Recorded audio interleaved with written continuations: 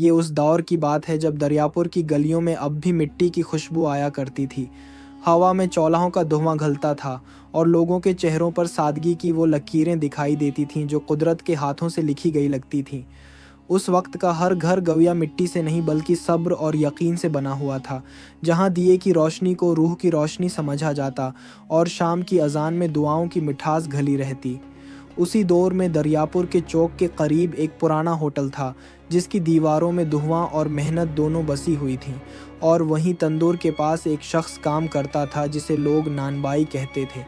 وہ کوئی خاص رتبہ رکھنے والا نہ تھا، نہ ہی اس کے پاس سونا چاندی تھی، مگر چہرے پر ایسی سکون بھری چمک تھی جو صرف دل کی صفائی سے آتی ہے۔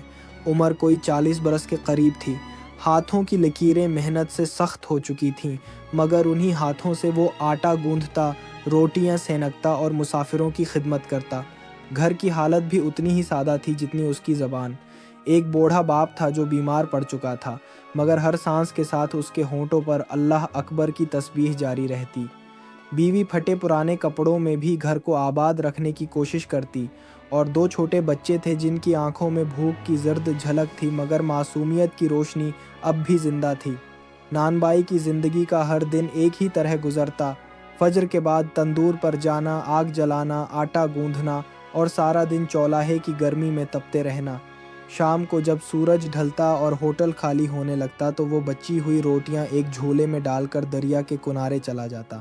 وہ دریا جو گاؤں کی زندگی کی رگ تھی، جس کے پانی میں اللہ کے کرم کی یاد سانس لیتی تھی، وہاں بیٹھ کر وہ ایک ایک کر کے روٹیاں پانی پر ڈال دیتا۔ لہریں انہیں اپنی گود میں لے لیتے اور مچھلیوں کے جھنڈ ابھر آتے۔ پانی میں ہلکی ہلکی گلائیاں بنتے اور ہوا میں نیکی کی خوشبو پھیل جاتی۔ اس لمحے نان بائی کا چہرہ جیسے تسبیح بن جاتا، آنکھوں میں نمی، ہونٹوں پر الحمدللہ۔ گاؤں کے لوگ اسے دیکھ کر تانے مارتے، ارے نادان، تیری اولاد بھوکی ہے اور تو مچھلیوں کو کھلا رہا ہے۔ کبھی اپنی بیوی کو بھی ایسی رحمت سے دیکھ، شاید اس کے چہرے کا رنگ لوٹ آئے۔ مگر نان بائی صرف مسکرا دیتا۔ وہ کہتا، بھائیو، جو نیکی دکھاوے کے لیے کی جائے وہ روٹی کی طرح سوکھ جاتی ہے، مگر جو نیکی اللہ کے لیے ہو وہ لہر کی طرح ہمیشہ چلتی رہتی ہے۔ لوگ ہنستے، نیکی سے پیٹ نہیں بھرتا، مچھلیاں کھا جائیں گی تو کیا انعام ملے گا؟ نان بائی کہتا، میرا انعام میرے رب کے پاس ہے، وہ جانے کب دے۔ وقت گزرتا گیا مگر اس کا عمل نہیں بدلا۔ ہر شام وہ دریا کے کنارے روٹیاں ڈالتا، اپنے باپ، بچوں اور رزق کی برکت کے لیے دعا کرتا۔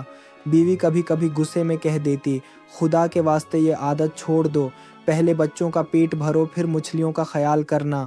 وہ خاموش رہتا، بس کہتا، صبر کرو، اللہ کسی کو بھوکا نہیں رکھتا۔ بوڑھا باپ ہاتھ اٹھاتا، یا رب، میرے بیٹے کے عمل میں برکت رکھ، اس کی نیکی کو ضائع نہ ہونے دے۔ دریاپور کی گلیاں اس کی سادگی اور دیوانگی دونوں کی گواہ تھیں۔ کچھ اسے پاگل کہتے، کچھ درویش، مگر وہ سب کی پرواہ سے آزاد تھا۔ وہ جانتا تھا کہ نیکی کا بیج زمین میں بویا جائے تو پھل دیر سے آتا ہے، مگر ضرور آتا ہے۔ ایک شام وہی ہوا۔ سورج ڈھل چکا تھا، آسمان گلابی تھا، تندور بجھنے کو تھا۔ نان بائی نے جھولا اٹھایا اور دریا کی طرف چلا گیا۔ اسی رات ہوٹل میں ایک عجیب سی ہلچل ہوئی۔ دروازے پر بھاری قدموں کی آواز آئی۔ ایک لمبا چوڑا زمیندار اندر داخل ہوا، ریشمی لباس، مکھملی پگڑی، چمکتے جوتے، پیچھے 2 نوکر۔ ہوٹل کا مالک دوڑا آیا، ادب سے بولا، حضور، کیا خدمت درکار ہے؟ زمیندار نے مسکرا کر کہا، آج صرف ایک سادہ روٹی اور سکون کی تلاش ہے۔ نان بائی نے خاموشی سے آٹا گوندھا، روٹی سینکی اور بڑی محبت سے اس کے سامنے رکھی۔ زمیندار نے پہلی بار غور سے اسے دیکھا۔ ایک چہرہ جو مٹی میں لپٹا ہوا بھی روشنی کی مثال لگ رہا تھا۔ پوچھا، نام کیا ہے تیرا؟ جواب آیا، حضور، میرا نام احمد ہے۔ زمیندار نے مکاری سے کہا، احمد، تو محنتی ہے مگر غریب ہے، کیا نہیں چاہتا کہ تیری زندگی بدلے؟ میرے ساتھ 8 دن کام کر، 8ویں دن تجھے ایسا انعام دوں گا جو خوابوں میں بھی نہ دیکھا ہوگا۔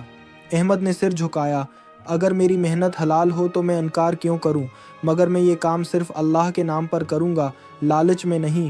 زمیندار ہنسا تو تے رہا، 7 دن میرے ساتھ، 8ویں دن انعام تیرا۔ گھر آ کر احمد نے باپ کو بتایا، ایک زمیندار آیا ہے، کہتا ہے 8ویں دن انعام دے گا، شاید اللہ کی کوئی رحمت ہو۔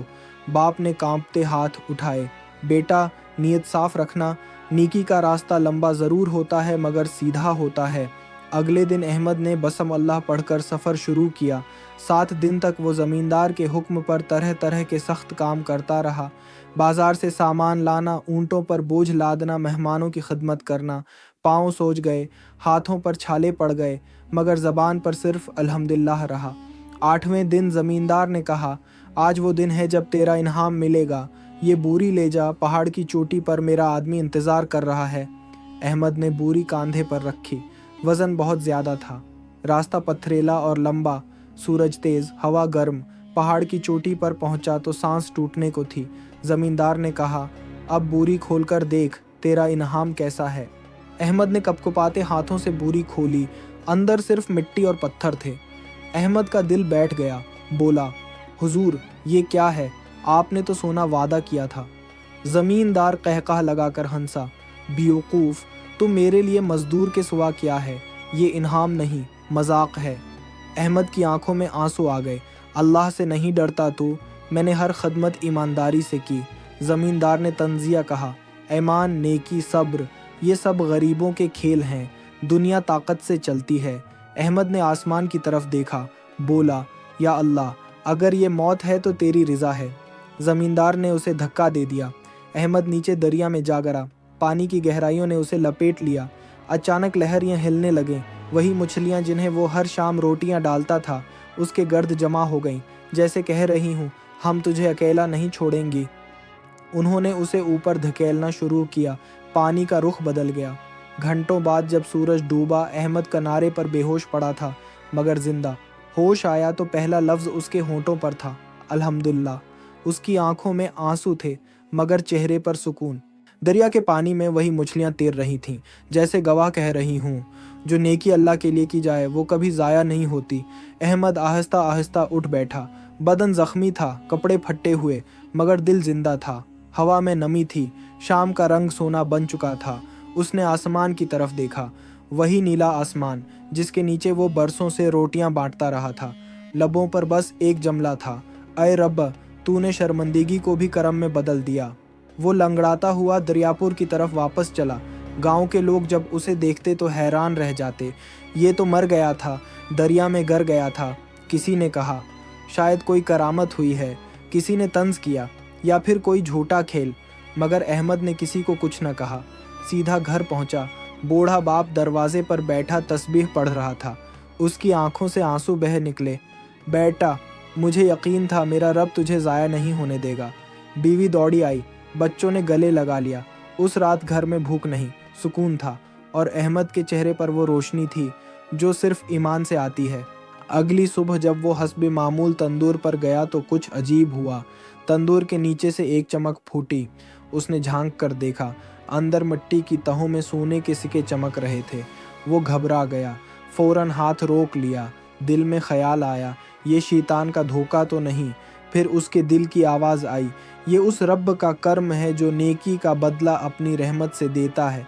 अहमद ने वो सिक्के उठाए, मस्जिद जाकर इमाम के सामने रख दिए। कहा, मौलवी साहब, ये सोना मेरे तंदूर से निकला है, मगर मैं नहीं जानता ये मेरा हक़ है या आजमाइश। इमाम ने मुस्कुराकर कहा, अहमद, जो शख्स भौक में भी नेकी बांटता है, उसका रिज़्क खुद चलकर उसके पास आता है। अल्लाह ने तेरे सब्र का इनाम दिया है। अहमद की आंखें नम हो गईं। वो बोला, मैं इन सुक्कों से अपने लिए नहीं, गाँव के यतीमों और बीवाओं के लिए तंदौर बनाऊंगा, ताकि जो भूखा आए खाली हाथ न जाए। और यूं दरियापुर का नानबाई सिर्फ एक आदमी नहीं, एक कहानी बन गया। लोग उसके तंदौर को बरकत वाला तंदौर कहने लगे, जहां रोटी सिर्फ आटे से नहीं बल्कि मोहब्बत, ईमान और शुक्र से पकती थी। यहाँ हमारी कहानी ख़त्म होती है। अगर ये कहानी आपको पसंद आई तो लाइक और सब्सक्राइब करना न भूलें, ताकि आप हमारे साथ हर कहानी देख सकें। मिलते हैं एक और नई वीडियो के साथ। तब तक के लिए अल्लाह हाफिज़।